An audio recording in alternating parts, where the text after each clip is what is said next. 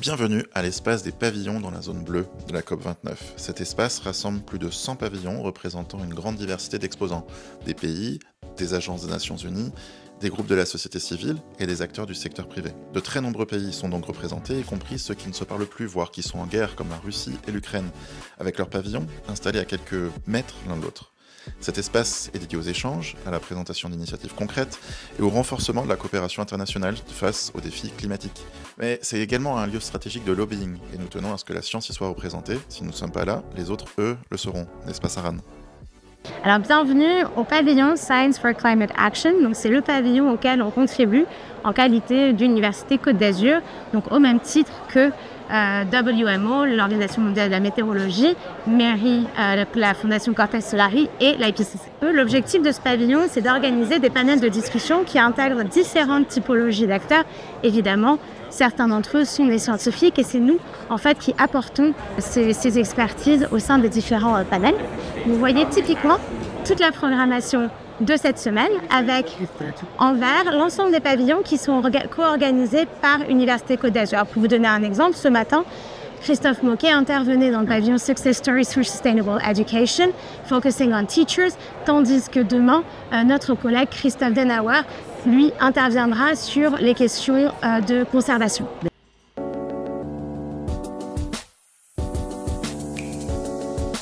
Pour ma séquence surprise, personnellement, je voudrais évoquer la première séquence à laquelle j'ai assisté en arrivant à la COP mardi.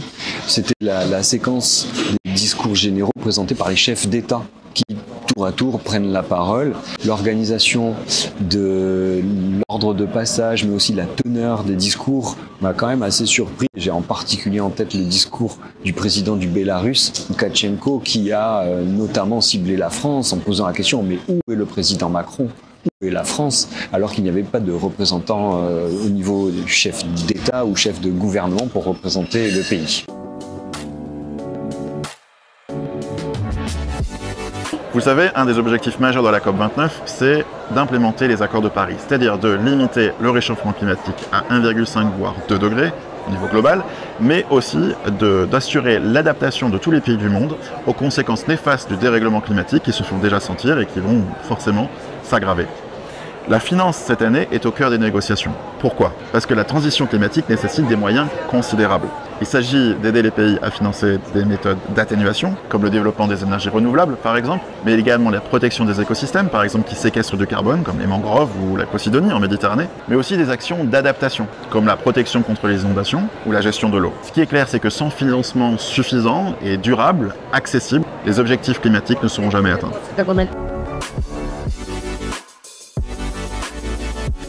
Alors on est très content du partnership entre Fondation MERI qui appartient à Philanthropie Cortes Solari et Université Côte d'Azur. Ça fait déjà, je crois que la 4e fois qu'on organise le pavillon Science for Climate Action avec l'université. Et c'est d'autant plus important que en fait cette collaboration, on l'a commencé avec l'IPCC et la WMO. Et petit à petit, on a eu l'occasion d'inviter au fond l'Université Côte d'Azur et à travers cette invitation de garantir la présence de la communauté scientifique, pas seulement de l'Université Côte d'Azur et française, mais aussi de la communauté scientifique internationale qui fait partie du réseau de l'Université Côte d'Azur. Et c'est très important pour nous parce qu'en définitive, on sait que l'IPCC a la possibilité de joindre et d'amener et d'apporter énormément de scientifiques, mais c'est d'autant plus important de travailler avec des universitaires, des professeurs qui non seulement font de la recherche, mais aussi font de l'enseignement et font aussi de l'extension du travail sur le territoire avec l'éducation environnementale et qui ont parfois des optiques beaucoup plus à même de comprendre les intérêts de la citoyenneté. Donc voilà, on est très content de ce partenariat en espérant que ça dure.